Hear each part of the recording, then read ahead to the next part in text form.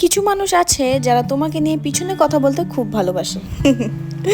High, আমি Aditi, welcome back to my channel and in another exciting video. আজকের ভিডিওটি একটু আলাদা হতে চলেছে, মোটিভেশনাল রিলেটেড কিছু কথা বলবো। এবার কথাটি বলার আগে তোমাদের বলে দিই যে আজ আমি কোথায় এসেছি। সো আজ আমি এসেছি পিসি বাড়িতে নিজের লাঞ্চটা করতে। মেনুতে ছিল ডাল, ধনেপাতার চাটনি, মাছের ঝাল এবং বেগুন ভাজা। তো চলো ভাত খেতে খেতে তোমাদের সাথে কিছু কথা শেয়ার করি। তো বন্ধুরা, শুরুতেই যেটা বলছিলাম, কিছু মানুষ আছে তোমাকে নিয়ে পেছনে কথা বলতে খুব ভালোবাসে। তাদের কাজই তোমাকে জানুক না জানুক তোমাকে নিয়ে গালাগালি করা, তোমাকে খারাপ কথা বলা, তোমাকে নিয়ে সে কিচ্ছু জানে না তাও তোমাকে নিয়ে তাকে বলতেই হবে।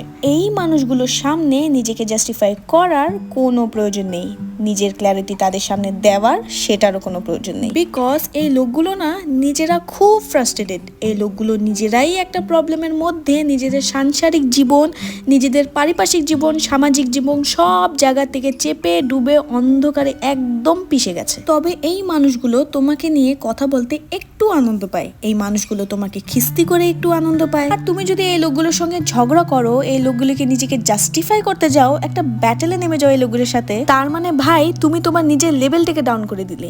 ঠিক একটা সিংহর সাথে একটা গরুর মারপিটের মতন। তবে সিংহ কিন্তু গরুর সাথে মারপিট করে না, সিংহ মারপিট করলে সিংহর সাথেই করে। তাই বলছি, কাউকে ক্ল্যারিটি দিতে হলে নিজের অ্যাকশনস এর মাধ্যমে তোমার লেভেলের কাউকে ক্ল্যারিটি দাও। এই পাড়ার কাকিমাদের ক্ল্যারিটি দেওয়ার কোনো প্রয়োজন নেই, বুঝলে প্রিয়? তো এই যে আমার ভাত খাওয়া কিন্তু এখানে অলমোস্ট কমপ্লিট হয়ে গেছে। তো অনেকদিন ধরেই ভেবে রেখেছিলাম যে এরকম একটা মোটিভেশনাল ভিডিও নিয়ে তোমাদের কাছে আসবো। আজকের এই ভিডিওটা কেমন লেগেছে অবশ্যই কিন্তু আমাকে কমেন্ট সেকশনে এসে জানিও। এরকম আরো মোটিভেশনাল ভিডিও দেখতে হলে আমার চ্যানেলটিকে সাবস্ক্রাইব করে দিও। দেখা হচ্ছে তোমাদের সাথে পরের একটা সুন্দর ভিডিও নিয়ে। এখনের জন্য টাটা, বাই, গুড নাইট।